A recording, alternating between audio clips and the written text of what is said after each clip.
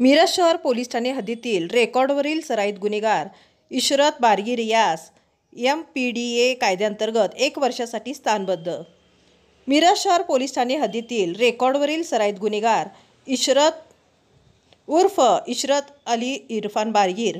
वय वर्ष 25, राहणार सांगली वेस्ट नदाब गल्ली मिरज, तालुका मिरज, जिल्हा सांगली यास जिल्हाधिकारी तथा जिल्हा दंडाधिकारी सांगली राजा दयानिधी यांनी महाराष्ट्र झोपडपट्टी दादा,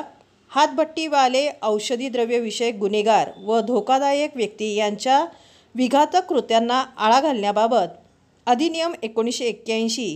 MPDA कायद्यान्वये 1 वर्ष कालावधीकरता स्थानबद्धचे आदेश दिनांक 13 जुलै 2024 रोजी पारित केला आहे। मिरज शहर पोलीस ठाण्याच्या हद्दीमध्ये यातील स्थानबद्ध इसम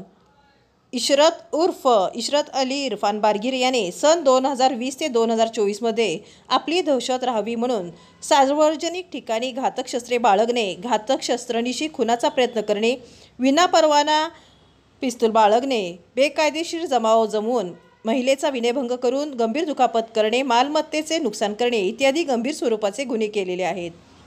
नमूद स्थानबद्ध याचे विरुद्ध प्रभारी अधिकारी मिरज शहर पोलीस ठाणे यांनी स्थानबद्ध प्रस्ताव पोलीस अधीक्षक सांगली यांच्याकडे पाठविला होता। पोलीस अधीक्षक सांगली यांनी सदर प्रस्तावाचे अवलोकन करून सदरचा प्रस्ताव स्थानबद्धतेच्या शिफारशीने जिल्हाधिकारी तथा जिल्हा दंडाधिकारी सांगली यांच्याकडे पुढील कार्यवाही कामी पाठविला होता। नमूद प्रस्तावाची सविस्तर चौकशी करून रेकॉर्डवरील सराईत गुन्हेगार इशरत उर्फ इशरत अली इरफान बारगीर सदर आदेशाची अंमलबजावणी दिनांक 14 जुलै 2024 रोजी करण्यात आली आहे। सदरची कारवाई पोलीस अधीक्षक संदीप घुगे, अप्पर पोलीस अधीक्षक रितू खोकर यांचे मार्गदर्शनाखाली प्रणिल गेल्डा,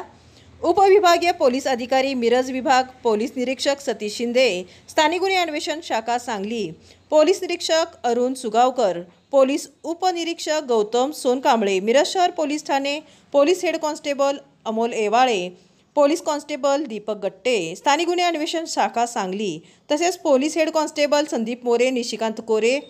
शक्तिकुमार पोकळेकर, पोलीस नाईक अमीर फकीर, झाकीर हुसेन काझी, पोलीस शिपाई सचिन फडतरे, महिला पोलीस शिपाई सपना निकम, मिरज शहर पोलीस ठाणे यांनी भाग घेतला।